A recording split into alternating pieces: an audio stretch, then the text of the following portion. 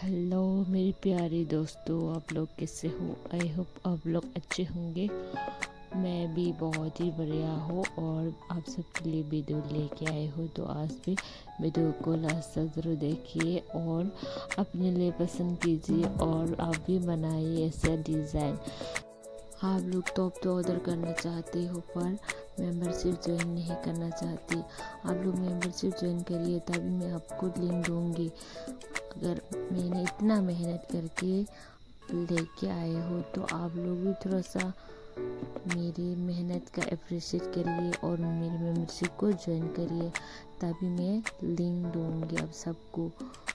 मैं इनका इंस्टाग्राम का लिंक दे दूँगी। अगर आप लोग मेंबरशिप ज्वाइन करोगे तभी आपको लिंक मिलेगा।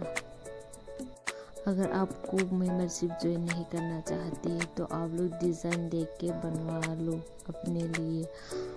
और अगर आप ऑर्डर ही करना चाहती हो जिस भी पेज से मैंने ये फ़ोटो लिया है, तो आपको मेरे मेंबरशिप ज्वाइन करना होगा और वहाँ पर जाके कमेंट कर दो। मैं आपको लिंक दे दूँगी। आपको जो भी टॉप डिज़ाइन पसंद है उसका पेज का लिंक दे दूँगी।